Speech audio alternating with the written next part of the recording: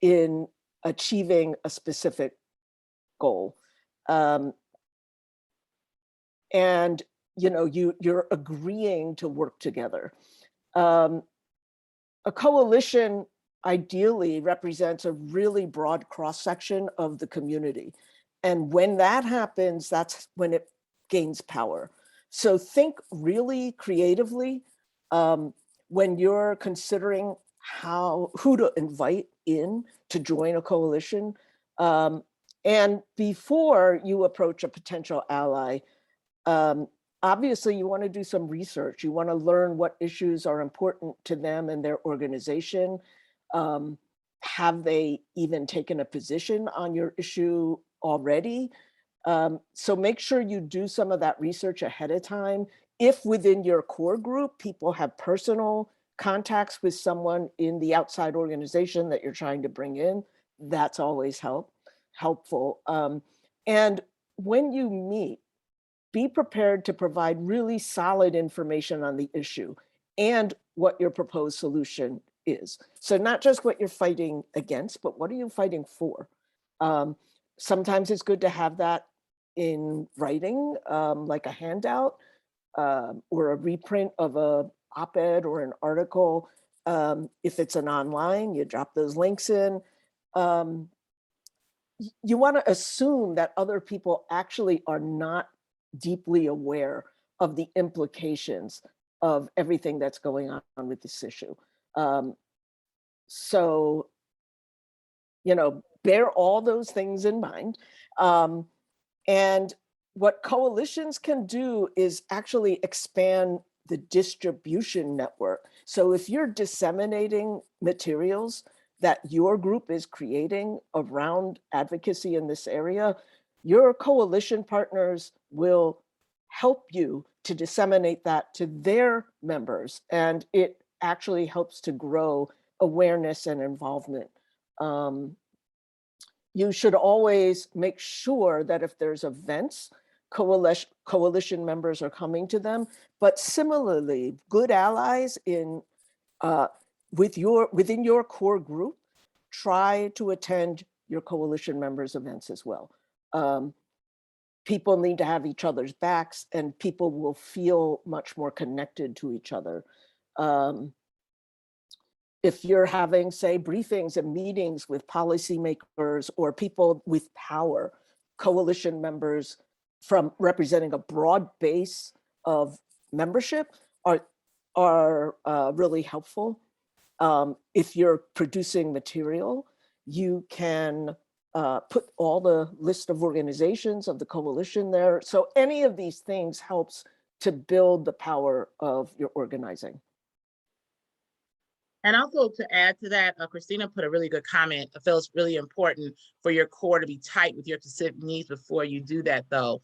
I would like to say, sometimes you can also get stuck at it being so tight that you don't reach out and take on an opportunity where it can become actually more clear, because you meet other people that you haven't met before that are actually working on something similar with a different idea and a different approach. So you also, the idea of coalitionship is not just for we all have these solid things in our group will come together. It is also a space for individuals who may be on the fence, or individuals who are like, I know that I really care about this, but I'm just not sure what it is.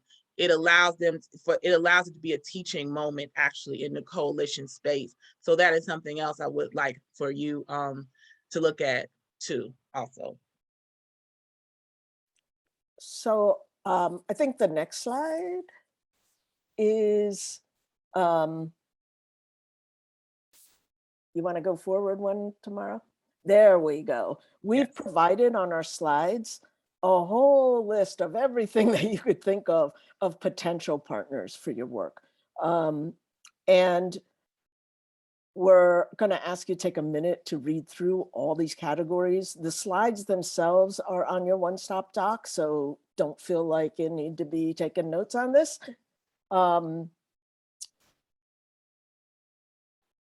And tab 2 of the workshop document offers one way to track your coalition building efforts. So we're all about trying to keep in mind, especially if there's multiple people making multiple outreaches, you want to be able to make sure that everyone kind of knows where everybody's at in terms of doing this kind of outreach. And Teach Peace, Kelly, great point. This has been probably the hardest 2 years to be an educator that I've ever experienced. And I've been in this game for almost 40 years. It's emotionally taxing. It's time consuming. We're frontline workers, and that's not easy. The only thing that helps me at times is remembering that I don't want to just stop something. I want to build something.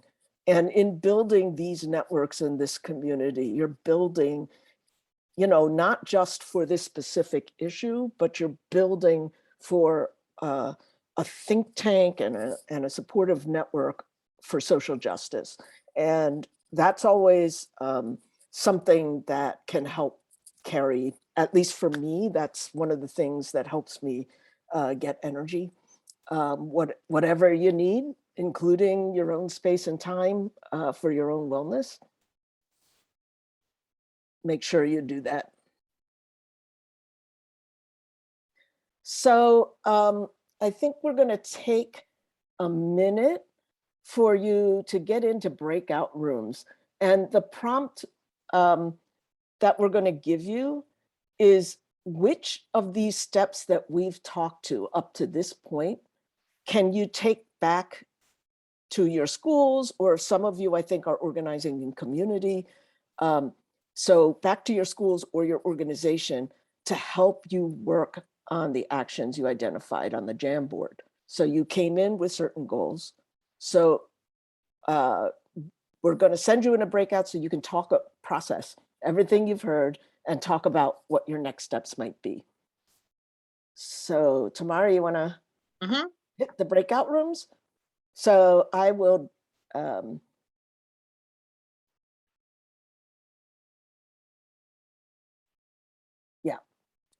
so remember, everybody that's in this space, this is a space of trust, and everybody's in this boat together.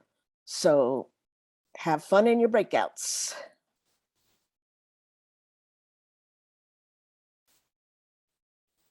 Hey, Nichelle, are you there?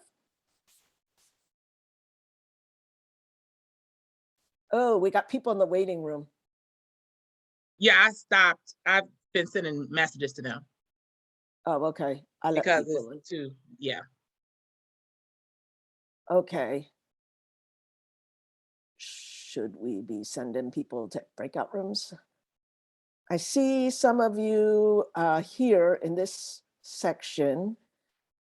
Did everyone get the breakout room to join?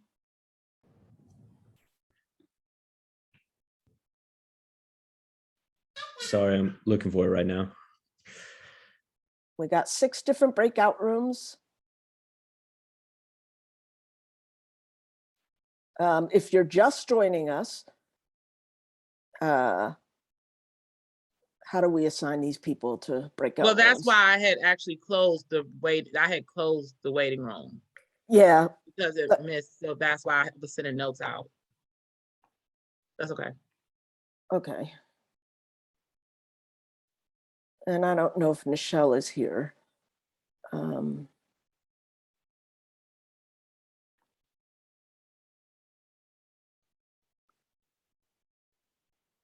Okay. How long are they going to be in these breakout rooms? For 2 minutes. And I'm actually, Nichelle, let me know so I can remove you and put you into the main room if you're not able to join the breakout room.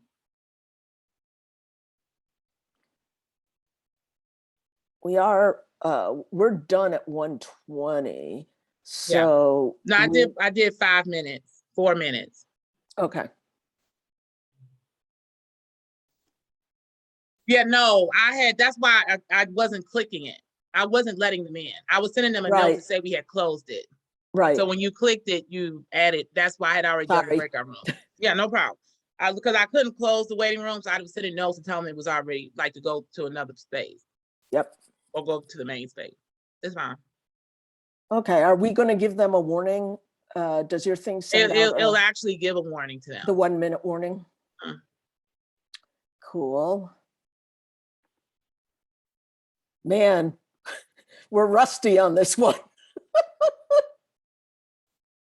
Yeah, it That's wasn't right. bad. It's just like I just added, I don't think that form, I don't know why that form wasn't in the one-stop doc before, but I added to the one-stop doc, Oh, the tracking great. form. Thank you.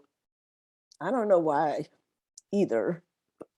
And I couldn't figure out how to put it into that Excel sheet. So No, I thought it was in an Excel sheet. Yeah. So I was like, okay.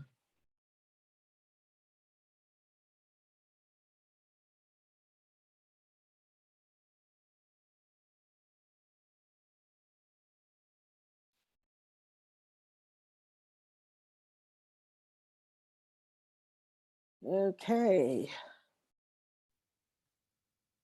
So they got 30 more seconds. So I just put the close out there. And are we going to ask them for any feedback, comments? We can, you can put it in the chat. Okay, I'll drop it in when you're talking about our contact info. Mm-hmm. Cool. Okay. Oh, do we have to push end? They got 0 time left, or they're coming No, back it closes in automatically? 47 seconds. It automatically does. Got it.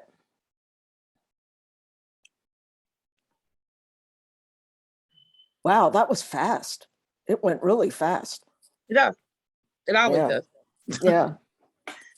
We actually did pretty well too. We only actually missed like one thing. Oh, you didn't stop the recording. Oh, it's only recording this. So I'll stop Huh? it now. It's only recording